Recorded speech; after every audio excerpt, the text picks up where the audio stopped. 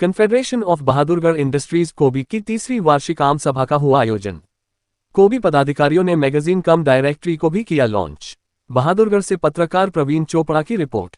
Confederation of Bahadurgarh industries कोबी की तीसरी वार्षिक आम सभा का सफलतापूर्वक आयोजन किया गया, जिसमें मुख्य अतिथि के रूप में झज्जर जिले की माननीय सोसाइटी रजिस्ट्रार महोदया श्रीमती विजयलक्ष्मी मौजूद रही। साथ ही कोबी के अध्यक्ष प्रवीण गर्ग, उपाध्यक्ष विपिन बजाज, महासचिव प्रदीप कौल, कोषाध्यक्ष अशोक कुमार मित्तल, कोबी के कार्यकारिणी सदस्य एवं झज्जर जिले के विभिन्न औद्योगिक क्षेत्रों में अपना उद्योग चला रहे उद्योगपति दीपक शर्मा, सुशील परेख, सरदार गुरप्रीत सिंह, नवल गर्ग, मनीष गुप्ता, गणेश गुप्ता, तिलक राज गर्ग, विकास गुप्ता, प्रवीण मित्तल, नरदेव दाहिया, सरदार अमरीक सिंह, मनीष गर्ग, राकेश गोयल, जगदीश बंसल, पुरुषोत्तम गोयल, रवि चमरिया, सुनील गर्ग, राजेश गर्ग, दीपक साहनी, विवेक खुल्लर, दलीप कौल एवं अन्य उद्योगपति मौजूद रहे। सभा का संबोधन करते हुए कोबी के महासचिव श्री प्रदीप कौल जी ने कोबी के 3 वर्ष का लेखा जोखा प्रस्तुत किया और नियमानुसार जैसे कि इस वर्ष दिसंबर में कोबी की मौजूदा कार्यकारिणी कमेटी का 3 वर्षीय कार्यकाल पूरा होने जा रहा है, तो उन्होंने कोबी के चुनावों की घोषणा की और बताया कि चुनाव के लिए 3 सदस्यीय टीम का गठन किया जाएगा, जो कि नियमानुसार कोबी के चुनाव करवाएगी। कोबी के कोषाध्यक्ष अशोक कुमार मित्तल ने कोबी का वित्तीय वर्ष का लेखा जोखा प्रस्तुत किया और कोबी के अकाउंट्स के बारे में बताया।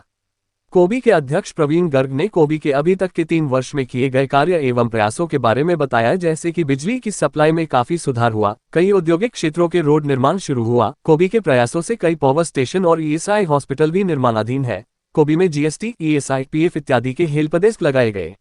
उन्होंने बताया कि कोबी ने आने वाली नवनियुक्त सरकार से अलग प्रतिनिधियों के माध्यम से झज्जर जिले के उद्योगों के लिए कुछ मांगे रखी हैं, जैसे कि हरियाणा में कई इंडस्ट्रियल एरिया ऐसे हैं जहां 5 साल से लेकर 25 साल से भी ज्यादा समय से इंडस्ट्रीज चल रही हैं, रोजगार दे रही हैं, राजस्व दे रही हैं, लेकिन अभी तक ये इंडस्ट्रियल एरिया अधिकृत नहीं हुए हैं, जिसके कारण उन्हें कई तरह के इंडस्ट्री लाइसेंस लेने में दिक्कत आती है। इन्हें जल्द से जल्द पहचान कर अधिकृत कराया जाए, जैसे बहादुरगढ़ में Suryanagar industrial area, Balaji industrial area, मी फ्री होल्ड एरिया। हर इंडस्ट्रियल एरिया के आसपास मेडिकल सुविधा केंद्र जैसे कि पब्लिक हेल्थ सेंटर बनाए जाएं, ताकि कर्मचारियों को इमरजेंसी में जल्द से जल्द इलाज मिल सके। जगह जगह पीएफ और ईएसआई के सुविधा केंद्र खोले जाए कर्मचारियों के लिए। इंडस्ट्रीज के लिए जिला स्तर पर एक इंडस्ट्रीज और प्रशासन की मासिक बैठक होनी चाहिए, जिसमें इंडस्ट्रीज के मुद्दों को सुना जाए और यह एक सिंगल विंडो की तरह काम करे, जहां इंडस्ट्रीज अपने मुद्दे बता सके ताकि उनका समय पर समाधान हो सके। एमएसएमई के कई क्लेम्स समयबद्ध हो चुके हैं, उन्हें जल्द से जल्द सेटल किया जाए। 31 दिसंबर 2023 को हरियाणा सरकार द्वारा एक बेहतरीन one time VAT settlement scheme launch की गई थी, जिसके अंतर्गत कई करदाताओं के पुराने पंबित दर्ज के मुद्दे निपटाए गए थे। उसे फिर से लाया जाए ताकि जिनके ड्यूज अभी भी पेंडिंग हैं वे सेटल हो सकें। उद्योगों की संख्या को ध्यान में रखते हुए जहां उद्योग ज्यादा है वहां ट्रांसपोर्ट नगर बनाया जाए, जैसे कि बहादुरगढ़ में हजारों उद्योग हैं और अभी बाहर की डिलीवरी के लिए दिल्ली माल भेजना पड़ता है। पीरागढ़ी से टिकरी बॉर्डर का रास्ता रोजाना हजारों कम्यूटर्स, आमजन, कर्मचारी, नेता, अधिकारी, उद्योगपति सब इस्तेमाल करते हैं, लेकिन उसकी हालत इतनी खराब है कि 30 मिनट का रास्ता 1 घंटे में पूरा होता है और इसकी ये खस्ता हालत कई वर्षों से है, पर इस पर कोई ध्यान नहीं दे रहा। उसे तुरंत रिपेयर किया जाए। साथ ही टिकरी बॉर्डर जो कि हरियाणा का गेटवे है, उसे भी सुधारा जाए। कर्मचारियों के लिए सब्सिडी दरों पर आवास उपलब्ध कराया जाए। प्रॉपर्टी ट्रांसफर पॉलिसी थोड़ा सरल बनाया जाए। साथ ही कोबी की दूसरी मैगजीन कम डायरेक्टरी का लॉन्च भी इस तीसरी वार्षिक आम सभा के दौरान किया गया। साथ ही मौजूद कोबी सदस्य के लिए लकी ड्रॉ का आयोजन भी आज किया गया, जिसमें लकी ड्रॉ विजेताओं को इनाम स्वरूप कुछ उपहार भेंट किए गए। डायरेक्टर कम डिस्ट्रिक्ट रजिस्ट्रार फॉर्मजन सोसाइटी झज्जर, और यहाँ पे कोबी की एजीएम हो रही है और इसमें जो ये कोबी की टीम है जो बहुत अच्छा काम कर रही है और इसमें प्रॉपर ट्रांसपेरेंसी है और प्रॉपर जो है ईमानदारी से बहुत पूरी अपना काम जो भी इसका कर रही है और अपनी इंडस्ट्री को डेवलप करने के लिए इनकी जो भी ग्रीवेंसेस आती हूँ मैं आए दिन देखती हूँ, इनकी ग्रीवेंसेस को ये सॉर्ट आउट करते हैं। जो अपनी ग्रीवेंसेस है गवर्नमेंट तक पहुँचाने के लिए या कहीं भी इनकी किसी डिपार्टमेंट तक पहुँचाने के लिए पूरा सहयोग करते हैं पूरी अपनी इंडस्ट्रीज़ का, और बहुत अच्छे से काम करते हैं। मैं इनको बहुत बहुत धन्यवाद देती हूँ कि बहुत एज़ पर एक्ट काम करते हैं ये और पूरी ईमानदारी से ये टीम काम करती है। तो मैं तो इनको आने वाले टाइम के लिए भी शुभकामनाएं देती हूँ और इन कहते हैं जो भी इनकी नई बॉडी आएगी, जो दिसंबर में इनकी बॉडी आने वाली है, वो भी इसी तरह से अच्छे से काम करे और पूरी ईमानदारी से और ट्रांसपेरेंसी से काम करे। कॉन्फेडरेशन ऑफ बहादुरगढ़ इंडस्ट्रीज जिला झज्जर के सभी उद्योगों की तरफ से जो आज हमारी तीसरी एनुअल जनरल मीटिंग रखी गई है, उसमें सबसे पहले तो डिस्ट्रिक्ट सोसाइटी रजिस्ट्रार मैडम विजय लक्ष्मी जी का आभार प्रकट करता हूं, जिन्होंने प्रत्यक्ष रूप में एजीएम को अटेंड किया और हमारा बड़ा सौभाग्य है, उन्होंने हमारी कार्य प्रणाली को देखा और अप्रिशिएट किया, उसके लिए मैं बहुत आभार प्रकट करता हूं। जैसे कि 28 दिसंबर 2021 को कोबी बनाई गई थी, इस वर्ष 27 दिसंबर 2024 को 3 साल कार्यकाल पूरा हो जाएगा।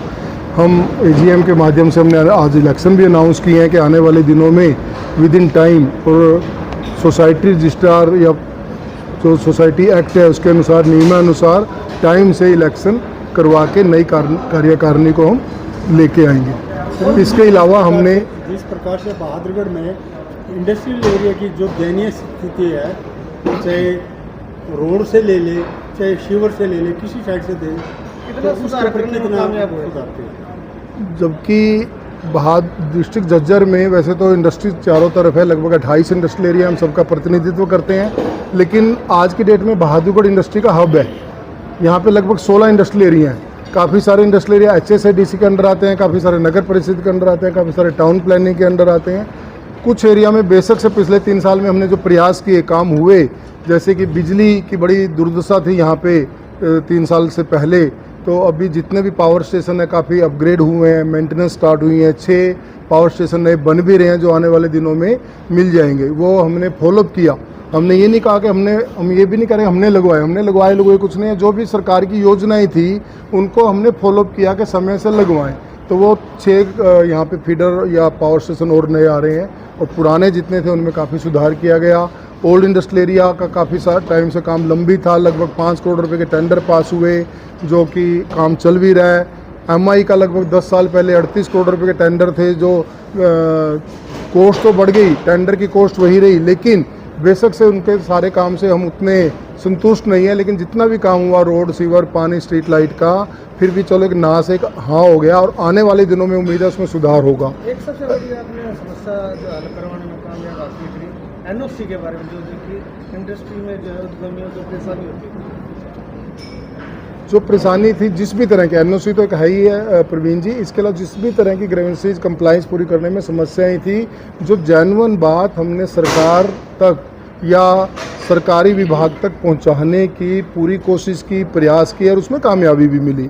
ऐसे ही रोहद की जो जसोर खड़ी वाली रोड थी, प्लाईवुड की इंडस्ट्रीज है, वहाँ पे पिछले दिनों RCC का रोड बना, वो भी एक बहुत बड़ी उपलब्धि है। और भी अलग अलग तरह से काम हुए। MSME के जो बहुत सारे लंबित मामले हैं उसको भी हमने सरकार तक भेजने के पूरे प्रयास किए। 1 टाइम सेटलमेंट स्कीम जो वैट की निकली थी, आदरणीय तत्कालीन मुख्यमंत्री मनोहर लाल खट्टर जी ने जो लॉन्च की थी, जो कोबी में पहली सिंगल विंडो हरियाणा में लगाई थी, उसके माध्यम से हमने हज़ारों उद्योगों का बेनिफिट मिला।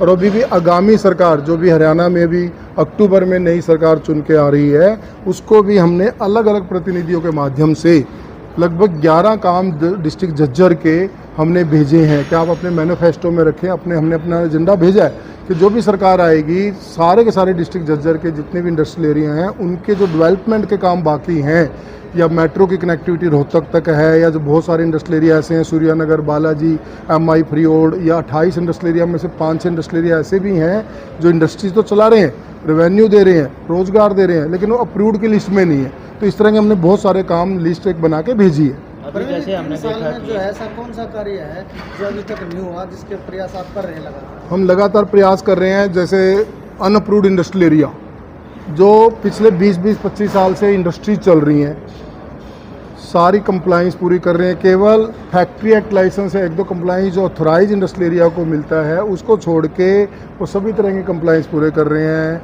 उनकी प्रोडक्शन की भी ग्रोथ हो रही है, एम्प्लॉयमेंट की भी ग्रोथ हो रही है, बिजली के कनेक्शन की भी ग्रोथ हो रही है। हम प्रयास कर रहे हैं कि अनअप्रूव्ड इंडस्ट्रियल एरिया को अप्रूव्ड की लिस्ट में लाया जाए, वहाँ पे डेवलपमेंट की जाए।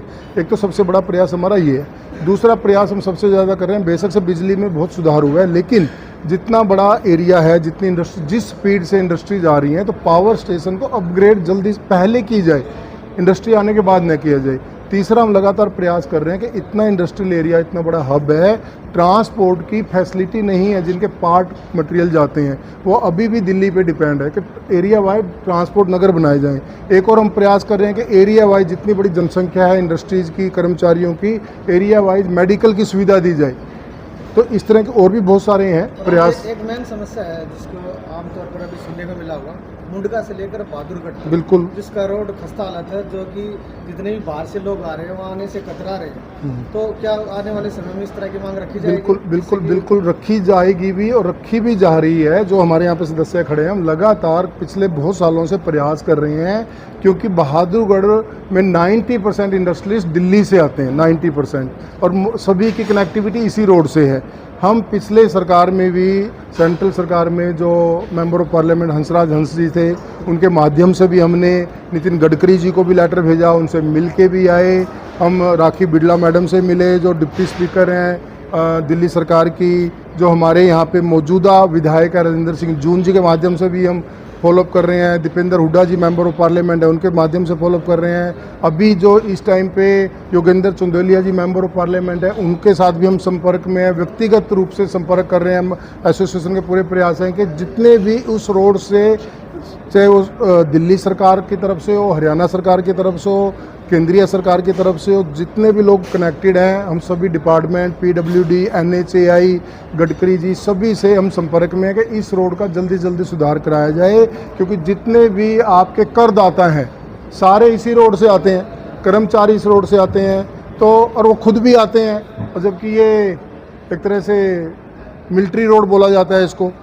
तो लेकिन हालात बड़े ख़राब हैं, तो उम्मीद है कि ये सुनवाई और आपके माध्यम से भी वहाँ तक आवाज़ हमारी पहुँचे और ये जल्दी से जल्दी सुधार हो।